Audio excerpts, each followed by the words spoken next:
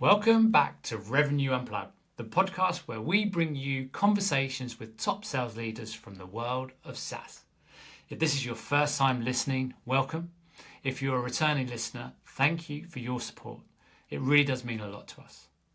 Today, we have Adam Crandall on the show. Adam is Chief Revenue Officer at Addtronics. Addtronics are a PE-backed platform that has 6 incredible tech companies operating under it. Adam sits at the top of all 6 companies responsible for all GTM functions. He has seen some strong growth figures over the years, and it was amazing for him to come on the show and share with us some valuable insight from his journey so far. Adam, welcome to Rev-n-u Unplugged. I'm excited to have you here on the show today. It's been a privilege getting to know you over the last couple of months as we've planned this episode. As a way of getting started, I think it would be great if you could just share with our audience who you are briefly and who Addtronics are, so they've got a flavour of where you'll be coming from in this conversation. Definitely. Yeah, James, appreciate the opportunity to be on the podcast today. I echo those comments. It's been a pleasure getting to know you as well over the past few months. My name is Adam Crandall. I'm the Chief Revenue Officer with Addtronics. Addtronics is a private equity-backed buy and build. So we are a portfolio company that is acquiring 3 to 5 companies every single year. And these companies are focused on health, life sciences, medical device automation, and all focused on automation technologies. This platform launched in 2022, so we're hitting our 3-year turn here coming up. Could not be more excited to be part of this incredible team. I am born and raised in Rochester, New York, but currently live in the Charlotte metro area down in the Carolinas, and currently serving as the Chief Revenue Officer of Addtronics and fully responsible for their go-to-market organization, encompassing sales, marketing, and anything business development facing. So excited to be here and talk a little bit about Addtronics and my role as Chief Revenue Officer. Love it. Well, when I came up with the idea of doing the podcast, it was to bring insight and information and content from sales leaders that have led teams and businesses within the private equity ecosystem. And you have done this, you've seen successful exits. But you're also responsible for a number of portfolios, so a number of businesses there. So it's not just insight from one business that you've been looking at. You've got eyes and ears on a multitude of, you're basically spinning lots of plates in the air at any one time. Correct. So we're going to be looking at building at scale, operating model evolution, and balancing priorities as topics. And also we'll finish off at the end with board dynamics, which I think are all critical topics. So firstly, when we're talking about lessons from driving acquisitions, which is obviously, your 2 to 3 acquisitions a year and building at scale, I always like to ask, to start with, why was this a topic you wanted to talk about?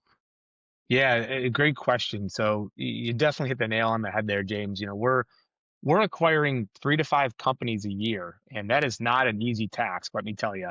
I did not start out in private equity, which is kind of why I wanted to speak to you today about this topic, because I feel like a lot of chief revenue officers, they get into these roles, whether it's PE based or a non-PE backed environment, and the role's not really defined.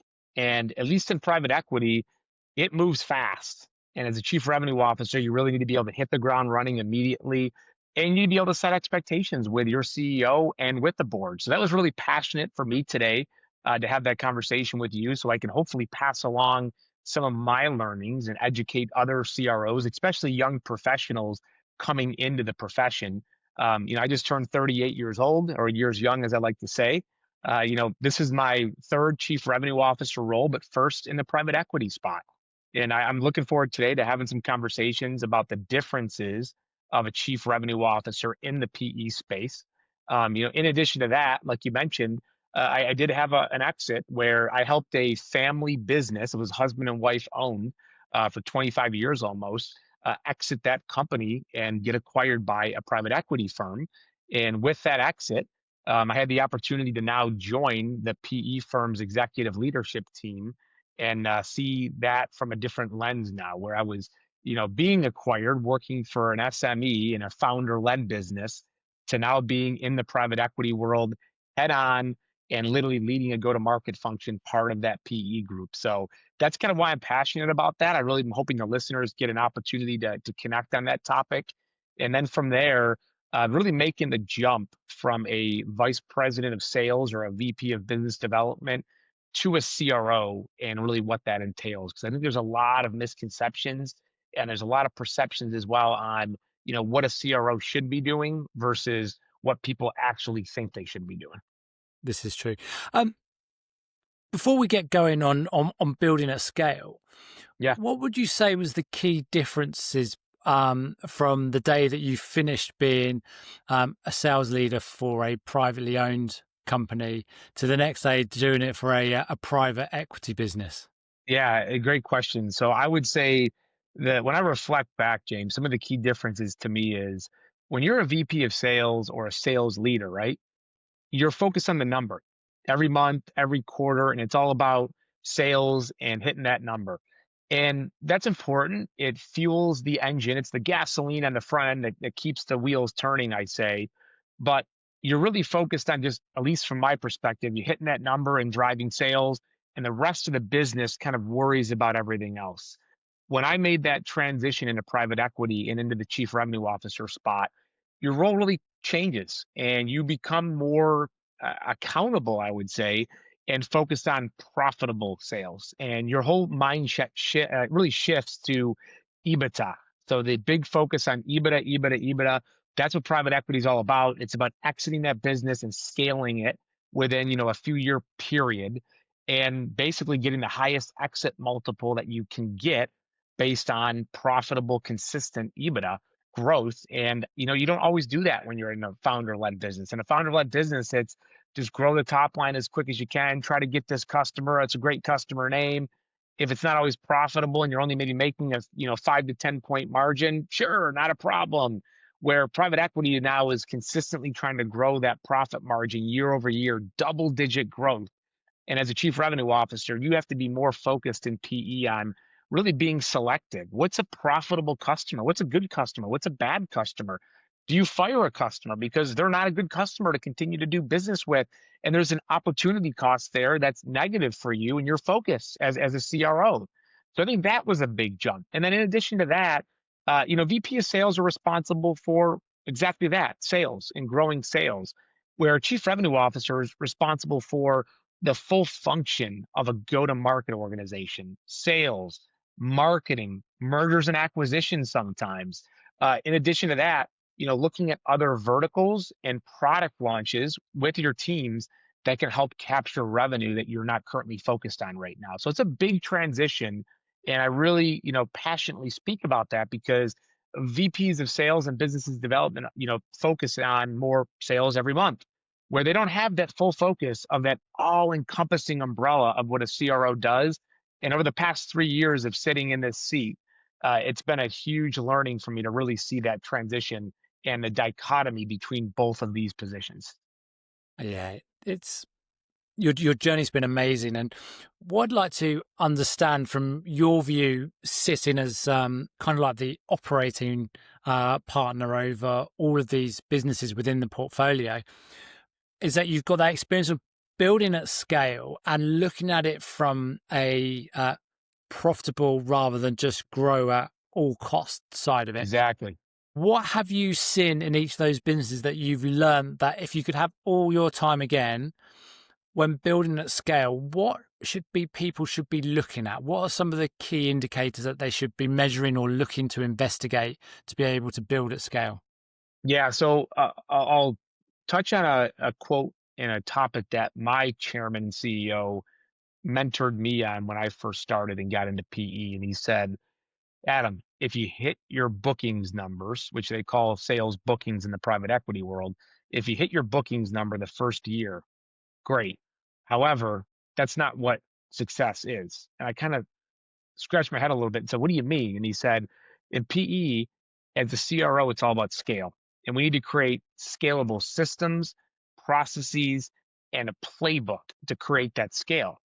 And I would say the biggest thing that I took away in this 3 year journey so far with Addtronics is I've created this go to market playbook with my president, my chairman, where You take the playbook, you deploy it at what we call our operating companies. We have 6 of them right now under the portfolio of Addtronics, and each of these operating companies have separate decentralized go-to-market organizations, their own sales teams, their own marketing teams, inside sales teams.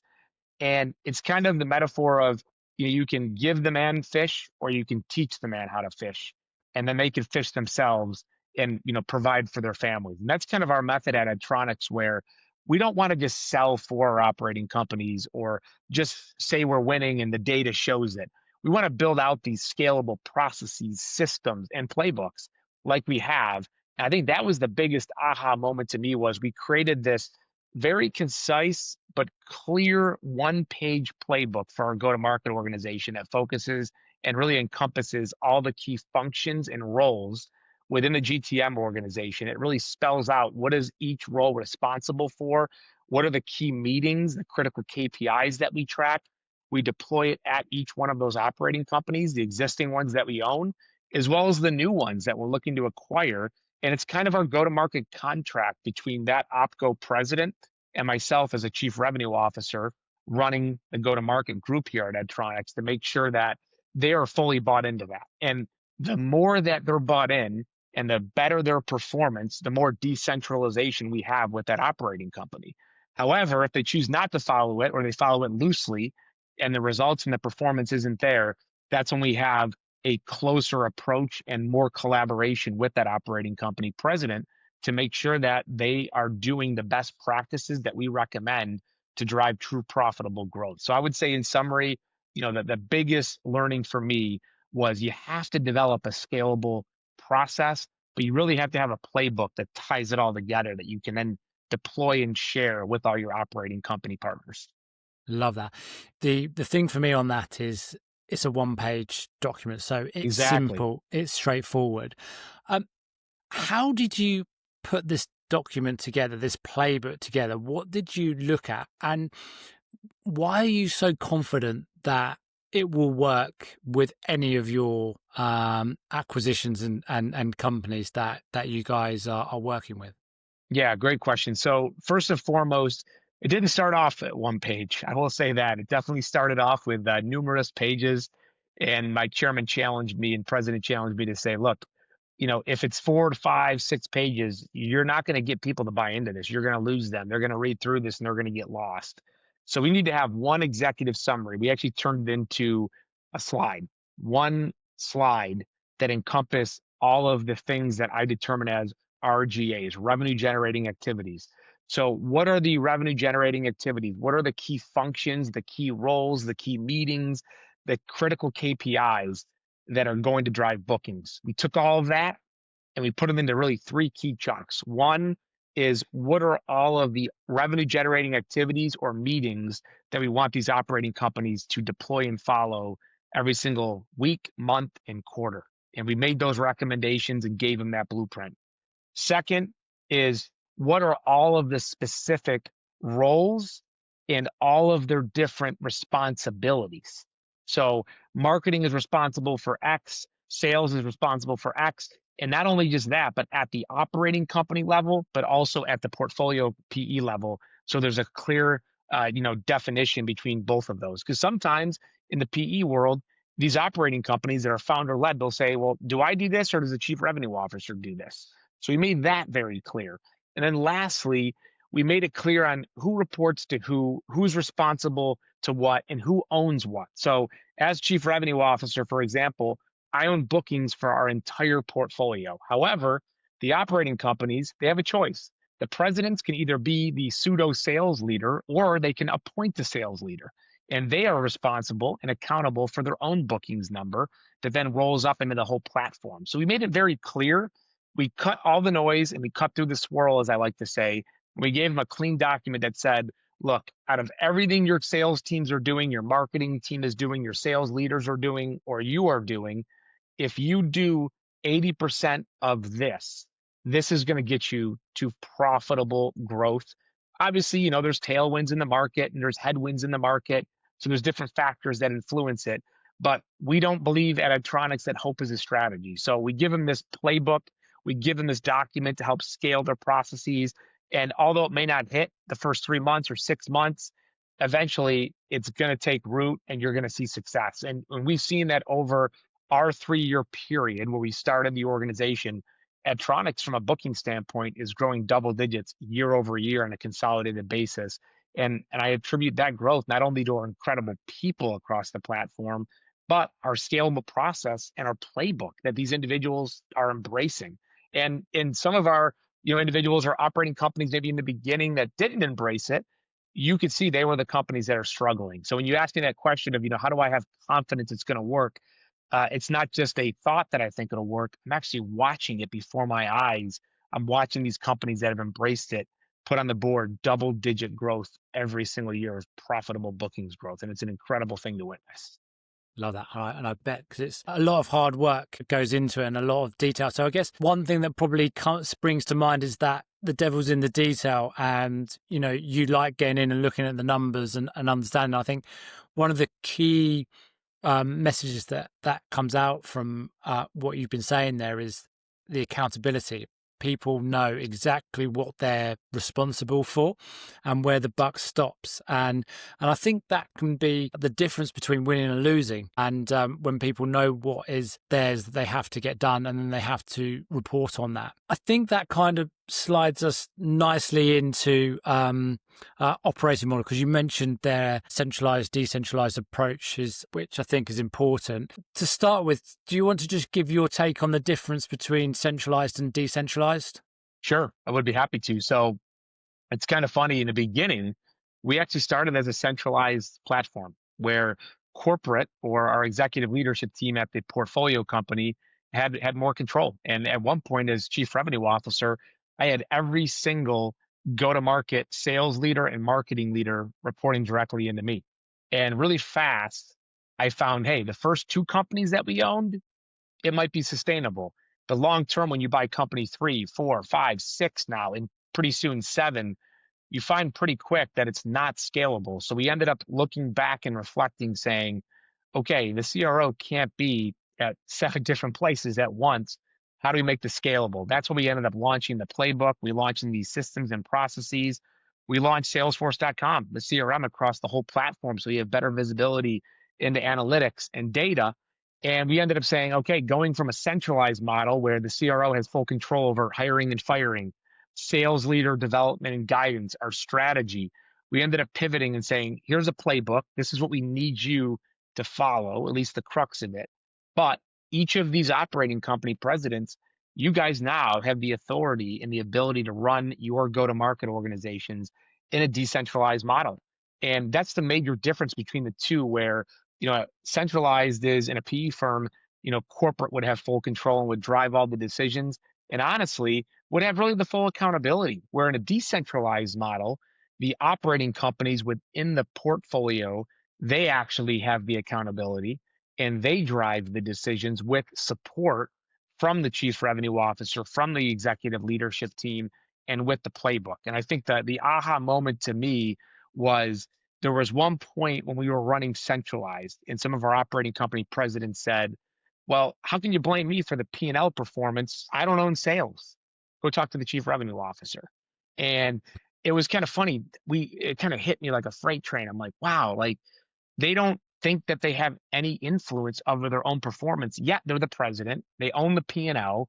They own their finance teams, the operations teams. They're being tasked with driving EBITDA growth, but they don't feel like they have any ownership over where they go from a sales standpoint. So we found really quick that in order for them to feel pride of ownership and truly take that ownership of the P&L, they also had to truly own their go-to-market function.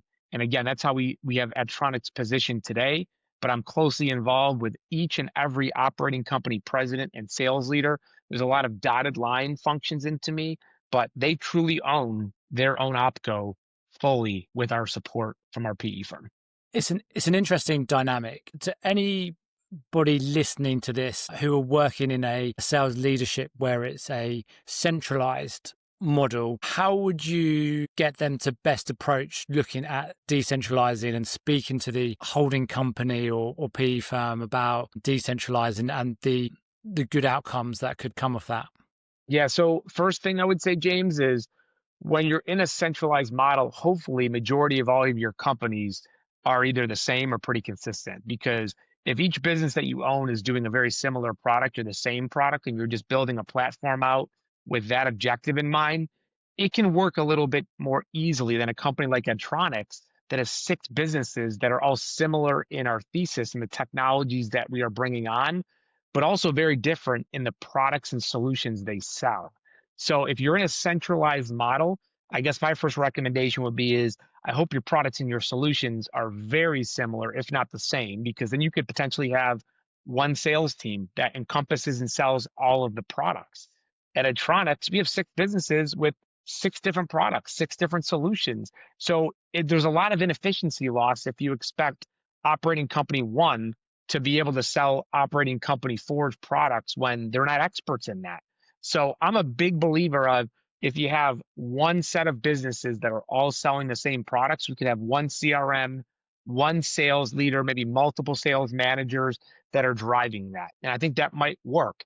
However, you still need to make sure that there's a playbook. It still needs to be scalable. You still need to have systems and processes like a CRM and SOPs that are what is driving best in class prospecting, best in class closing. Because a lot of these sales reps and go to market personnel need that constant coaching, and the CRO can't do that every day. So you have to have very strong people. I always tell everyone, hire someone smarter than yourself. Highly recommend that. A lot of leaders get intimidated by it. Great mentor of mine always taught me, hire smarter people than yourself. But again, when it comes to the decentralized model, I think that's still my preferable model because it's more scalable. There is cross-selling opportunities. We have an initiative called the Connected Tissue Initiative at Addtronics, where we refer leads across our operating companies and throughout the platform to help drive bookings growth and profitable growth. But the sales teams are still separate. The marketing teams are still separate. Sales leadership is still separate. And even though they're sharing best practices, they still remain decentralized and separate. And even our CRMs are separate. At Addtronics, each one of our operating companies has their own CRM because they're technically different go-to-market organizations and they're different operating companies within themselves. I think if you're working within a business where the software is similar or has the same buyer, after an acquisition, you'll normally see there's an alignment and there'll only be one sales leader. Exactly. Yeah, I think we noticed pretty quick, James, that our businesses, they have different decision makers. They have different ideal customer profiles, different ICPs. So while there are some synergies, we say, it's not completely the same. So you don't want to make sure that you try to force companies together or force sales teams together when they're truly marching to a different strategy within each company itself. Moving on to balancing priorities, because I think this is critical. And you've got six different businesses that need to balance their priorities. So firstly, you're looking for high growth and you need to make sure that you're putting your priorities into the high growth areas. So firstly, when you're looking for balancing priorities, how do you look for the right thing? Rather, particularly on salespeople, you can get pulled to what you like. You can emotionally get involved sometimes where you shouldn't. How do you work out where the priorities are? And then also, how do you communicate that to your audience? Great point. So a few things I would say, and we can unpack that this way. So number one, when we acquire a company, that company that you purchase, you have to have them vertically integrated within the platform within 12 months. We call it our value creation, right? So we bring them in the fold within 12 months. We have a value creation initiative. And within that 12 months, they have to be on the same CRM, adopt the go-to-market playbook. And if they've done that and they're growing, then mission accomplished. And then we stay very close to them, weekly and monthly to make sure the playbook's being embraced and adopted. Then from there, we look at a few things. Is there tailwinds in the market? Like we have one of our operating companies right now that is just exploding with growth. I mean, they have such incredible tailwinds that we look at them and we say, wow, if we put X amount of more time into this company, they could get X amount of more of growth or EBITDA. So I start to shift some resources over there and say, okay, if they're growing at 20%, but they have capacity to grow at 30 or 40 or 50%, should I focus more of my time there at chief revenue officer to get that outcome because it's going to translate into EBITDA, which again is what PE is all about. However, this is where the difference between a VP and a CRO comes in.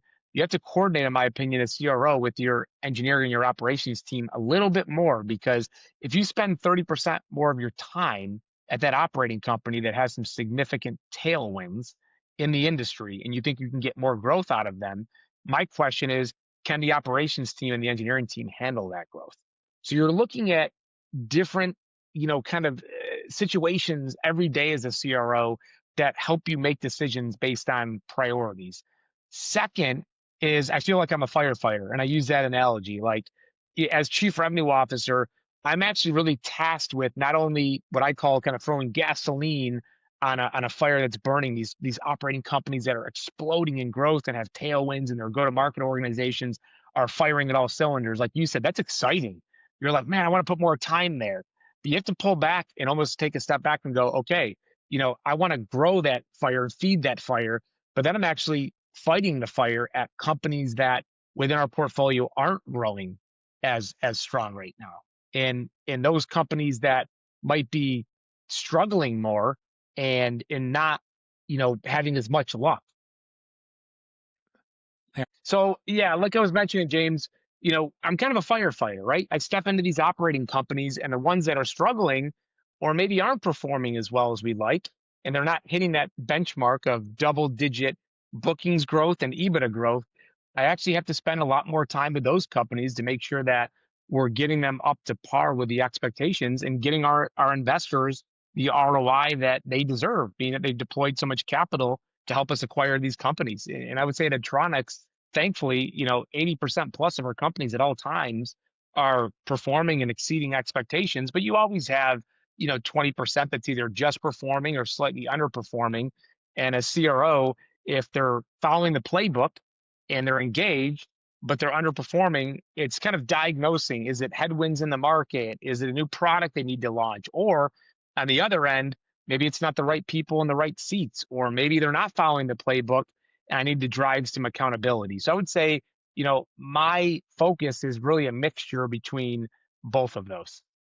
And is it sometimes non-direct revenue generating activities that sometimes need to be looked at? Because I can see sometimes as salespeople and sales leaders, it's like, you've got a sales target, let's go for it. And, I'm just going to throw, something out there that I hear a lot from private equity firms, and particularly when they've had an acquisition, moving on to the CRM and the transformation projects, everything that goes on within that transformation side of things, that has to take time to, you mentioned it before about hitting your booking numbers in year one's one thing, but the actual goal is to usually flip the business that's been bought in a said period of time. 3 to 5 years typically, yeah. Yeah. So is there, when you look into balanced priorities, are there some priorities that would be described as less revenue generating, but important that you need to look at and prioritize, particularly in the early stages? 100%. I mean, that's the strategic piece, right? Like when you deploy the playbook and that playbook is focused on RGAs, those revenue generating activities, you're trying to teach the go-to-market team and what to focus and what to actually spend their priorities and their time on, and you're creating that scalable process. But as a CRO, yeah, I mean, there are times where you just need thinking time, reflection time to really step back, get out of the day-to-day, take a pause on helping a sales leader close a deal, or a sales rep level up, or in the CRM, looking at data, numbers, and KPIs and identifying trends. There's also times where you're just stepping back and you're reflecting and you're, literally looking at the landscape of each of your businesses in the PE world and saying, are my priorities right? Do I need to shift these priorities? Maybe I should bounce this off of, one of my colleagues. I ended up going to the chief revenue officer program at Wharton, and I just finished that up. And every month we meet with about 30 different CROs that graduated from the Wharton School, and we bounce different ideas off of each other and best practices. And I wouldn't consider those things revenue generating activities, but I would consider those things, very critical pieces of the puzzle that you need to spend some time on to then ensure you're making the right decisions for your go-to-market team and equipping them with what they need to then focus on RGAs to grow the business. before we go on to the final topic, which I think is really important about board dynamics, and you have multiple different boards that you're working with. This is the opportunity that I mentioned to you before we started recording that I didn't give you enough notice on, but it's your opportunity to ask me the one question you've always wanted to ask a recruiter. So I've only given you about 40 minutes to come up with it, but this is your moment to put me on the spot and ask me that question. I got a good one for you.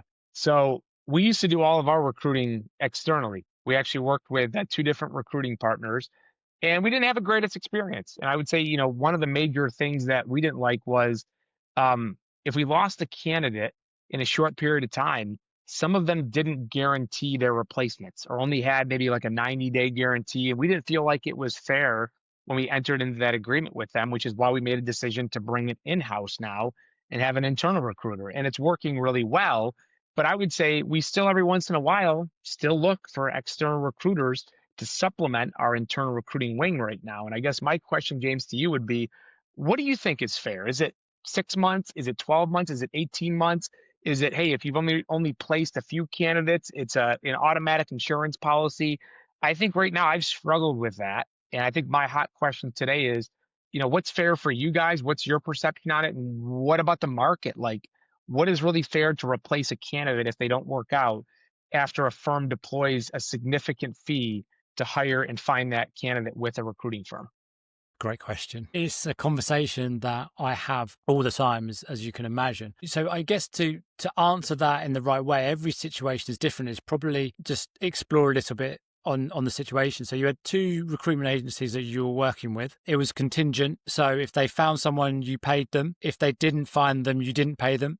And you had two agencies and probably internal or direct ways to fill the role. Correct. Yeah. The two firms we used were external, and we didn't really have an internal recruiter at the time. So we relied on these two firms to help us fill this position. Okay. So what I would say first off is it's really easy, particularly when looking at recruitment, to look at once something's been brought. And they don't look at what happens at the front end. So what's fair? So you've got two recruitment agencies that could do all the work and the other agency fills it and they don't get anything for it. Also, if you work in a typical contingent manner, it can become quite transactional and it's an introduction. They'll refer themselves as an introductory agency. And we're just going to provide you with someone that kind of matches what you're looking for. But at the end of the day, you decide if you hire them and if they're fit for it. So I'm just an introduction, which becomes super expensive, by the way, like really expensive introduction, which is why I'm not a huge fan of it. Once you go exclusive or retained and you know, like, and trust the person, it becomes a partnership then to place the position. And also just to kind of bring you into the mindset of it, because I did it for a long, long time. I was a contingent recruiter. When I'm working in a contingent manner, I know that at best I can only place 1 in 4 opportunities statistically. So I need 4 jobs and I need to split my time equally between those 4 jobs to get a placement. So therefore, I'm looking to find somebody that best fits the criteria rather than trying to find somebody that is right for the company. So I'm looking to get a yes. I'm looking to get an offer as quickly as possible. And that's why you end up having more churn, because the two agencies are fighting to get an offer as quickly as possible. When you do it as exclusive or retained, particularly on retained, I'm the only person that can fill this role. So therefore, I'm looking for the right person and I've got more time because I don't need the other 4 to focus in on what you are doing. And then I can really understand what you're looking to do. And then we can talk about more about what expectations out the other side can look like. And we will also, the way we operate is that, look, we make sure that you've got someone for 12 months. And if they don't work out, we'll put somebody else into play. There are caveats. There is caveats to that. Like, for instance, if you make them redundant, it doesn't count. Yeah. So as long as they're hitting, because we always talk through KPIs and metrics, what needs to happen. And if they're doing what is expected, then it ticks the boxes. But if they're underperforming, you guys actually guarantee it for 12 months, which is incredible because other recruiters I've worked with are closer to the 90-day mark, and we don't feel like it's a fair standard in the industry. Well, so at the point, if you're on a contingent, you'll never get that. But if you've got somebody that's on retained and it's a significant hire, you want to make sure that you get it right. And also, the difference being between if you're doing it as a retained, you can only map the market so far. So if you do your job properly in the Sure. beginning, but the person that's going to replace the person that didn't work out, you've already got them. So it's not like you've got to totally remap the market. So the other caveat to that is you can't go, oh, we don't really want this. Say for instance, you wanted blue hat, but now you wanted red hat. It has to be like for like, but it's already done. So you just go back to the mapping that you've done. You get your messages going back out and you have conversations. So it's not the same as going back to a whole new contingent search and doing the whole thing again. So it comes down to actually what the engagement that you're getting involved with, and that's why on contingent it can get a bad name, but it's because the recruiters are fighting to get the offer, and they, when you think if you do even a half good job, if you put 3 or 4 candidates into the process, you're probably looking at 5 or 6 hours of work on the phone, plus the mapping and trying to find these candidates. That could will more than not end in nothing. And so therefore, once they get something done, they're on to the next one. And the thought of having to redo it, so they'll try and get out of that as quickly as possible. I do though, and I think you're probably from the same school, I do try and get people to fail fast. Because there's 12 months, just because there's a long time on it, doesn't mean that we let them sit in their play. There has to be, and you'll know pretty early on. But we do a lot of sales leadership positions, and that can take time to work out if they're right and they're expensive. Enterprise selling can take time to realize what's going on. So there's lots of moving parts to it. But when you're retained, meaning this is ours, this is my business, then you're in a much stronger position to negotiate in the right way, because it means that we've got more detail. So to just give you some instances, we won't take on a project without seeing a demo of the product to know it inside out. We make sure we know what the targets are, and So you really do your due diligence to make sure it's a right fit. yeah, and to make sure we know that there's people out there that can do it. That's great. I love that. That's the bit. And then once you go into that detail by looking at both, we always look for the person first and the professional second. Once you've got the person, you layer on the professional, and then you're in a much better chance. Like, it's also, I've got like high 90s of candidates still being in place 18 months later. That's great. It's also, when you can do it right, it's not normally a concern. And a lot of the concern comes in contingent, and some roles you would always just do contingent, and I get that. But I think if you find the right recruiter, the more retained you do, if you know, like, and really trust them, the rebate won't be as an issue. That's awesome. I could have much longer rebate on there. It doesn't have a business standpoint, but the idea is that when you're on retained, you want to fill a position. When you are on contingent, you just want to get the job offered. Well, I appreciate the clarification. That's a great answer. No worries. So before I let you back to your day, managing board dynamics, particularly, when there needs to be a pivot. Sure. So walk me through why you wanted to talk about this. Yeah. So this was a very, very important topic and a passionate one of mine, because not only are you responsible for managing your direct reports and influencing in a decentralized model these sales leaders and presidents, but chief revenue officers, ultimately, they have to manage up and they have to learn how to do it very well. And if you don't do it, it can be detrimental. It could be something that could end your career. It could be something that can hold you back from years to come and continue to be a thorn in your side. So I do want to talk about that. And I would say, some of the most critical things to really touch on in that conversation, James, is the following. Number one, don't bury the lead. Again, my chairman taught me that. And what that really means is when you're giving an update to the board of directors, your CEO, your chairman, lead with what is important and impactful immediately in your communication. So if you have an email and someone's asking for, an update or where things are in the go-to-market organization, you can give a ton of color, you can give a ton of context, and it can bury the lead. It could actually take away from the impact that you're trying to convey to that board of directors or that leadership team. So don't bury the lead. Get right out in front. The big joke is everyone has an iPhone, right?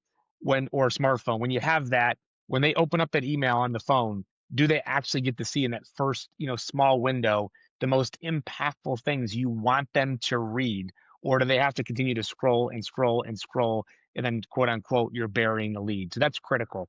If you're looking to make a pivot or a change, even more important to be clear on why you want to make that change. But again, here's the big difference and the big kicker. How does that change drive EBITDA growth and bookings growth as the chief revenue officer? If you come emotional and you're excited and you really want this change because you feel something or you have a gut feeling about it, that doesn't fly in private equity. In private equity, it's about, again, data-driven decisions that are directly tied to how are those decisions, or a pivot in this case, going to benefit the investors? How is it going to increase the return on capital, on invested capital, MOIC? Or how is it going to help contribute to greater EBITDA value in that fiscal year? So if you're communicating to a board, stakeholders, leadership team members, and you're making a recommendation to pivot, or you want to acquire a new technology in your budget, you better make sure you don't bury the lead. You better make sure you tie your decision to how you believe it's going to increase your valuation and drive greater return on investment and EBITDA growth for the investors that have invested in that platform. And again, you need to make sure you take the emotion out of it. In the beginning, as a sales leader, young professional, I'm a passionate guy, and that's good. That's not a bad thing. But know your audience is the other big lesson, I would say. And don't communicate with unfounded optimism. That was another major lesson that I learned as a chief revenue officer in the PE world. Is you may get excited when things happen and you get a purchase order, a huge deal, but is there a trend there? Is there fire where that smoke is, or is it just a smoke signal and you get an order and you feel like things are going, but there's really not a trend developing, or your LTM, your last 12 months of EBITDA or bookings growth isn't showing double-digit growth year over year? Those are the things when you're communicating to boards, investors, and different personalities. They want you to come through the swirl. They don't want the noise. Don't bury the lead. They want to know, where are you going to deliver on growth? How is this pivot or decision going to increase EBITDA? And is it at the end of the day going to meet the needs and the expectations and the goals of the platform that you set out in the beginning of the year to deliver on? If it doesn't, you're wasting your time, and it's going to make your job more difficult. And I would also argue it bring you some credibility challenges where that board might start going, huh, do we really believe what this chief revenue officer is saying? And do we believe that he's managing the business on data, on trends, on what the market analysis he's seeing or she's seeing, or is it based on unfounded optimism? It's a difficult job. It is. When do you think, obviously sitting in the role that you're in, if one of your businesses within the portfolio are seeing something, they're like, right, we're going to pivot, or we think we should pivot, when's the right time to start talking to you? Because one of the key things, and also I see it at in a standard private equity CRO role, where there's a transition and a CRO comes in and they've got a plan, but there's a bit of a hurdle in the road that they need to overcome, but they don't communicate that. They just think, we'll just go and sort it and come back. When you're talking about pivoting, should they be talking to you from the get-go, say, hey, Adam, this is what we're doing, but by the way, I lifted up this stone and there's this underneath it and there's a thread there. I'm going to pull on it. Okay. Yeah. And I'm just going to report back to you each week. I'm pulling on it. I'm going to see what it brings. Or do you wait until they've unraveled all of the cotton, got all the information, then come back to you and go, Adam, I've got this great idea.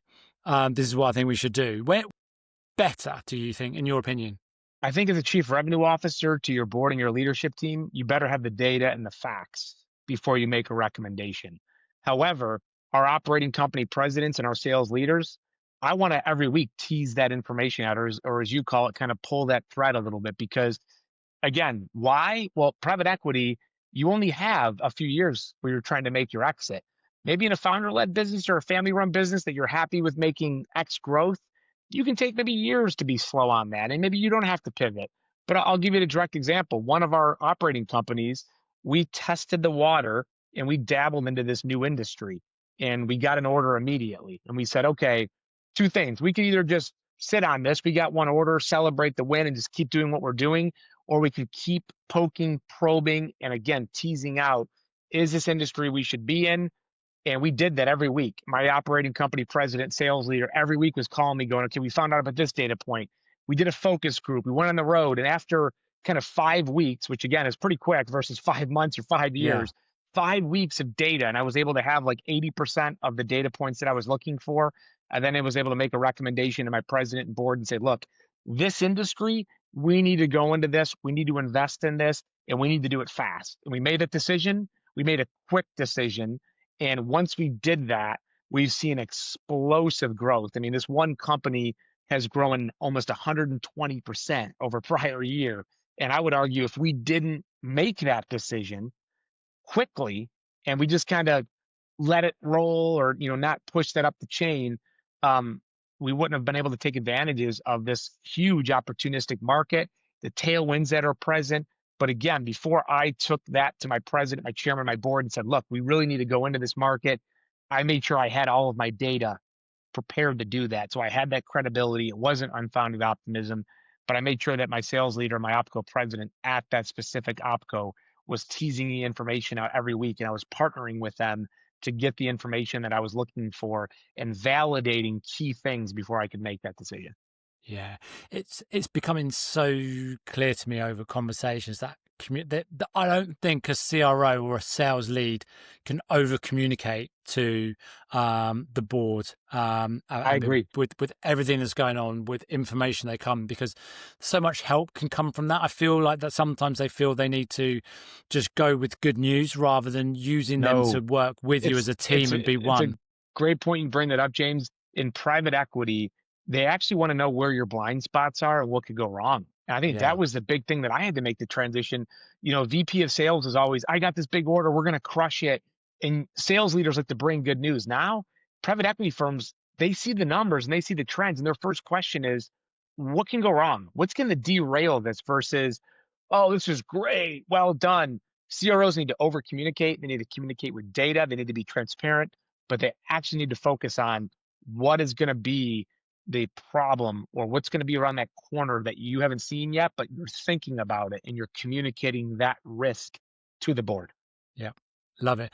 Well, Adam, I've really enjoyed this conversation. I appreciate all the time and energy and enthusiasm you've given to me and to the podcast. So, really looking forward to releasing this out to the audience. And thank you so much for your time. That's great, James. I appreciate the time and excited to be here and looking forward to helping as many chief revenue officers as we can out in today's go-to-marketplace. Amazing. All right, let's stop that.